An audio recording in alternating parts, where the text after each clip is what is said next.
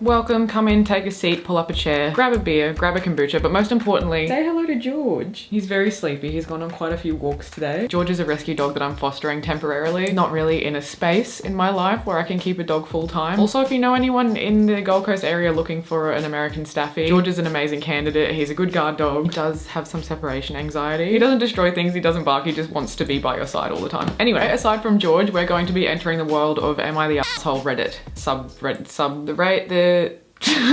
We're going to be judging whether or not strangers are assholes. But before we begin, a big thank you to my upper tier patrons. Also, can you comment what is a better name for like upper tier patrons? I didn't think this through. It's like the top 2 or 3 tiers. And thank you to all of my patrons. You guys literally keep the channel going. I quite literally could not make videos without your support. And also a huge thank you to the sponsor of this video, UFoods. I love UFoods. I love any service that is going to allow me to not have to go to the grocery store and to also not have to cook. But I'll circle back to that in just a second, because today we're doing a deep dive into some... I was gonna say we're gonna do a deep dive into some assholes, but I don't think we're gonna judge some strangers. We're gonna look at the situations that some strangers are in and be like, how the hell are you a functioning person in society? That's what we're all here for, let's be honest. I don't know what direction we're going in here, but this one seems interesting. Am I the asshole for not disclosing to my daughter that she wasn't breastfed?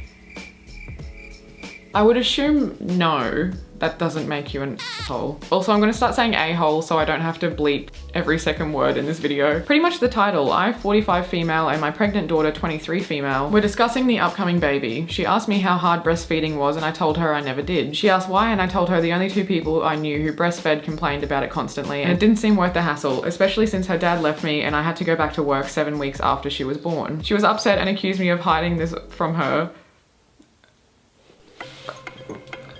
Just doing the math on that. What? What? I said it never came up, so she's all mad that she has to call into a doctor to see if she's at a disadvantage because of this, and I should have disclosed the facts before she got pregnant so she knew she was malnourished. She was never malnourished. She hit all her landmarks in infancy, was very healthy. I think she's being ridiculous and she thinks I'm a total a-hole. Am I the a-hole? I don't think that the mum did anything wrong here. I think the daughter's being a bit ridiculous myself. I'm also noting that the daughter is pregnant and not to like feed a potential stigma of like pregnant people being crazy on hormones, because I have no idea, but it's possible that she's like a little bit more sensitive to those topics at this time. That is my complete speculation. I do think the whole breastfed versus non-breastfed thing is just like, great if you can do it, but if you can't for some reason or don't want to, you'll live. You'll be fine. It's all good. And on that note, I would like to say a huge thanks to UFoods, the sponsor of this video. Honestly, UFoods to me is basically like having a private chef that just stays in your fridge. A private chef that you don't have to talk to, don't have to pay a salary, and you don't have to go to the grocery store anymore. I hate shopping for food. I really do. I walk into the supermarket, I see cheese is $10 right now, and I cry. I get quite upset. I'm in the cheese aisle and I'm upset. No one wants that. UFoods is the solution to all of this. We're in a cost of living crisis, let's be honest. We've got to basically take out a mortgage just to get dinner. Not with UFoods. Free shipping on your first box and meals start at $5.49. It also really curbs the need for spending money on takeout because you just put it in the microwave for a few minutes and you're done. It really doesn't get faster than that, and there's no dishes to clean up. There's a ton of different meal options. You've always got variety and there's new meals coming out all the time, so you're not going to get sick of it. I just had the Portuguese chicken before filming this. Super tasty, the portions are really good, it's enough to fill you up, and like I said, it's so easy. I was able to just go to the fridge, chuck it in the microwave for a few minutes, and then sit out on the deck with George, trying to enjoy my Portuguese chicken while he begs me for food. Even though you've already eaten, buddy. You've eaten so much today. Obviously, I've got a discount code. Use the code to get up to $200 off your first 5 boxes. This code's valid to new customers only. So if that sounds like a bit of you, use my code or the link below and get some affordable, tasty meals that you don't have to cook and you don't have to clean up. Really doesn't get much better than that. And thanks again to UFoods for sponsoring this video. Am I the a-hole for not letting my girlfriend eat the naan bread we ordered? Gonna take a stab in the dark and say yes? I think yes, but let's see. My girlfriend and I got takeout from an Indian restaurant we like and order from usually when our budget allows us. This place is really the only good Indian place anywhere near us, but it's very pricey and we try to keep our order small. 1 entree for me, 1 entree for her, and a side of naan bread that we share. The thing is, the side of naan bread isn't very much and the entree just isn't the same without it. So it seriously annoys me when she eats the bread without dipping it in her curry. What? It annoys me that she eats the bread without dipping it in her curry. It annoys me that she's eating the bread without the curry. Interesting. It's such a waste of the little bread that we get. I told her this before, but she said it's not my concern how she eats her food. Yeah, because it's not in any way, shape or form. Except it is my concern because she is wasting a shared, capitalized, shared side. Whatever, I let it go each time. How big of you? That must have been really hard. This time she didn't order curry like she usually does. She got biryani, hope I'm saying that right, rice and meat. So I was happy that I would get the bread to myself. While we were eating, she reaches over for the bread and eats a piece of it on its own. Like, I have to think that some of these are made up because this is insane. I got annoyed and moved the bread away from her and told her she doesn't need the bread since she isn't eating a curry and doesn't need bread, whereas I am eating curry and I do need bread. What? Also that her entree comes with rice and she can eat that. She got offended and ended up threatening not to pay for her share of the food next time. God, this relationship just seems like a treat.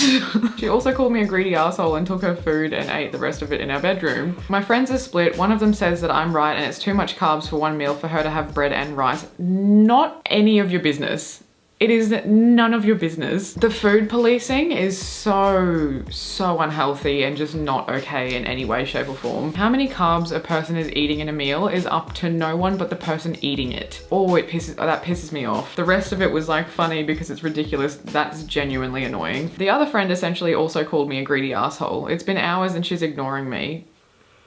A-hole for sure. Without any shadow of a doubt. I'm just curious at the comments in response to this, so I'm gonna read a few. You are a gigantic a-hole. You don't get to decide for someone how they eat their food. If you're splitting the bill, she gets to eat some bread, regardless of if you think it is being wasted as eaten. Go say sorry before you're single. Yeah, pretty much. And the food policing is like, that is bordering on really weird, controlling kind of toxic behavior. Don't do that to people. Just don't do it. Not to mention when she got the dish like with the rice, he said the naan is shared. Side note, and it's not that important, naan bread is like saying bread, ATM machine, pin number, chai tea. You know, you get what I'm saying? Correct me if I'm wrong. I'm pretty sure it's just naan. You know, when she got the rice dish, she's still splitting the bread. So for him to take it, doesn't matter what his justification is. Makes no sense at all unless he's the one like buying the naan in its entirety. Since we're splitting hairs here. Oh my God, what a weird thing to care about.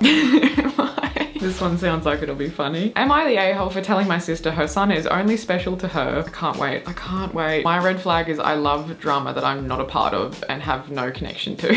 And so do you. That's why you're here. So let's all just simmer in that for a second. I, 26 female, have 3 older siblings. This is about my older sister, Abby, female 37. Abby has a son, 5, and I have a daughter, 1. Abby dealt with years of fertility issues and has had probably 10 miscarriages. Oh, yeah, that is rough. That's super rough. Then she had her son and of course he was Abby's miracle rainbow baby and we were so happy for her. Rainbow baby? But then it leads to Abby spoiling her son and letting him get away with everything because he's a miracle and he's special. You were kind of snoring and it's probably getting picked up by the audio. George is a miracle, and actually he kind of is because he was going to get put down. He was like a few hours away from being killed essentially. Cover his ears when we say that. Back to the point. Already you could see that this was going to be the case. Like obviously if someone's struggled so much and gone through so much emotional trauma, really, trying to conceive and then has a baby, that baby's gonna be just absolutely everything. On Saturday, I had my daughter's first birthday party. It was mostly family and a few of my close friends were invited. I invited Abby and her son because everyone else in our family was invited, so I felt bad excluding her. We had different activities for the kids to do. Abby's son didn't like any of them. He was upset none of the presents were for him. Honestly, he's so real for that. He didn't want any of the food we had. He then decided to try and push the cake off the table because apparently he was mad the cake wasn't his. Okay, he sounds like a bit of a shithead. I got super upset at Abby for allowing her son to act that way. She went on to say her son is special. I said her son is only special to her, which is understandable. But to everyone else, he's a spoiled brat. But to everyone else, he's a spoiled brat, which shouldn't be overlooked because he was your special miracle baby. It's just hard because I can see all sides of this situation. On one hand, the wording was maybe a little bit strong, but with like lots and lots and lots of other instances of her annoying everyone about this child. You know, it's just a lot of built up frustration. On the other hand, if you do think your child is just a gift from God and you have so many emotions wrapped up in it like she would, and someone comes out swinging calling him a spoiled brat and saying and probably using the term miracle baby in a condescending way, which would be super hurtful on top of everything else, you can see how this is escalated. Abby called me a bitch and left crying. A few family members have since called me an a-hole because I've never dealt with a miscarriage, so I don't understand how painful it was for Abby to deal with years of that before her son. which is true. It's not that I don't realize her son is special to her, but it doesn't give the excuse for Abby to allow him to act like a spoiled brat. Also true. God, in my humble opinion, I feel like maybe she could have worded it better, brought it up better at like a neutral time, maybe prior to the birthday party if she was already kind of like obviously hesitant to invite her at all. Maybe have a discussion beforehand when everyone's chill and not at like a children's birthday party. On the other hand, Abby really does need to pull her head in and parent her child better, because while she does think it's like a miracle gift from heaven, no one else is going to. And it's actually setting the kid up for failure, because the world is not going to treat him like that, and he's going to go out into the world expecting that and interacting with the world like he is a gift from God, and he's not going to be very well adapted. I don't think this girl is the asshole ultimately. I think Abby just needs to sort it out. Am I the a-hole for asking my wife to wake me up at night when our newborn wakes up? My wife, 35 female and I, 35 male, just had our third child 1 month ago. 4 weeks.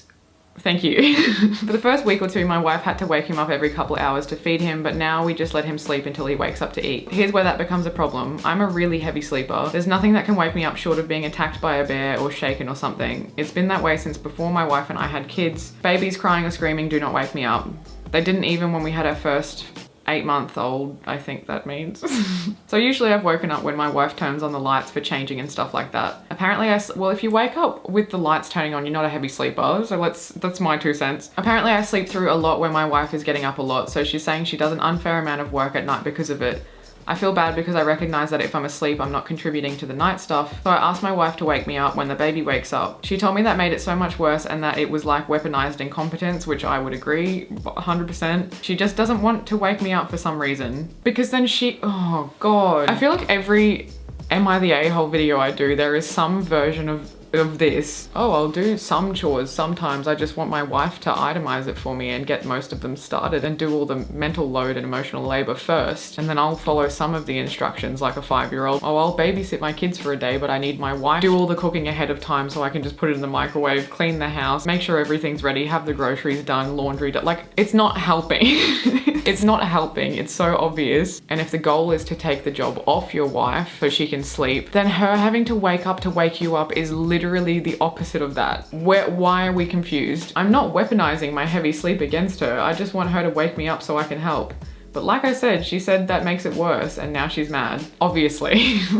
If the issue is she doesn't want to wake up in the middle of the night, then getting her to wake up in the middle of the night so she can wake you up is not the solution. How does this man wake up any other time? Set an alarm. You can get vibrating alarms. If you're not too heavy of a sleeper to wake up any other time with whatever conventional method you're using, just do that.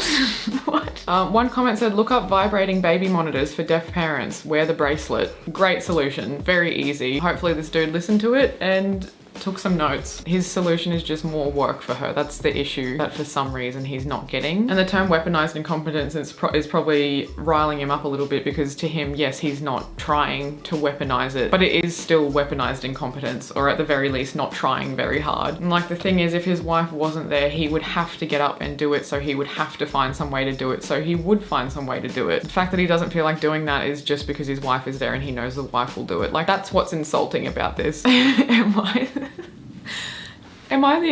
Listen to this. Am I the a-hole for charging my friends rent and then keeping the money for myself? You know what? Actually, this could have some context that makes them not an a-hole. I just don't know what the context would be, but let's not judge too soon. This will be my first year in college. When I got accepted, the first person I told was my uncle. We're very close because he took care of me when I was little because of my parents' crazy work schedules. Anyway, my grades were good enough to get me in, but not enough to get me any scholarships. That means I'll have to take out loans for tuition and work for my expenses. When my uncle found out, he said I should just concentrate on school instead of working, but my dad, his brother, said that money is tight right now, so my parents can't help me out as much as they would want to. My uncle has investment properties all over the place, so he said it's not a big deal for him to buy another one near my campus. Score, which he did. He then had contractors renovate the house so everything in there is brand new. He even had them install a bay window in the master bedroom just for me, and I got to pick out everything else like the carpet and counters. Great uncle.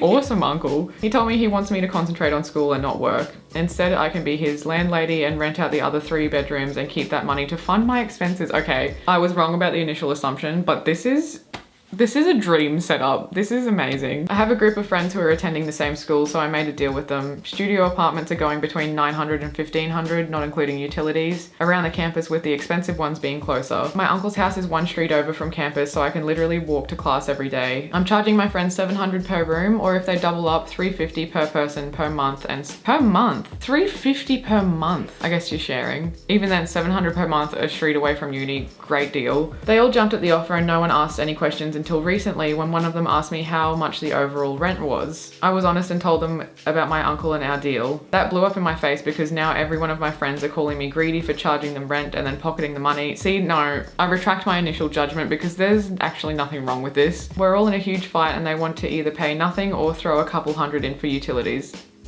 No. No. I cried to my uncle, but he said now that I'm an adult, I need to make my own adult decision. He'll stand by my decision.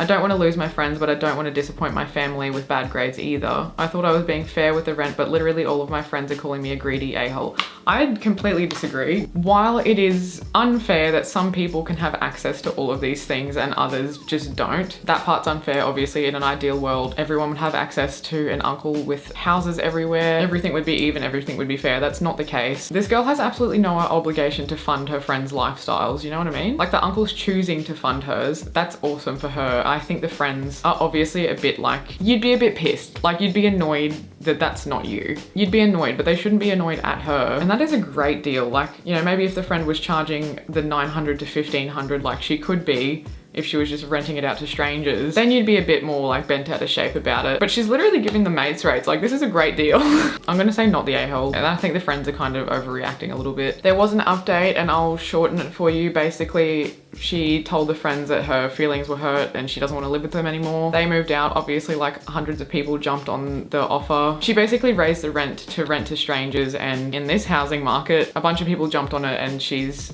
financially better off. In conclusion, she said, my uncle gave me some advice that was exactly what you guys said. Never mix money with friends or I might lose both, and never tell anyone my business. He told me not to lie, just keep quiet. The uncle seems top notch here, to be honest. All right, that is all for this video, guys. I hope you enjoyed. Thanks once again to all of my patrons on, obviously, Patreon. It's a good time, come join. Say bye, George. He's having none of it. He just wants to know why I woke him up.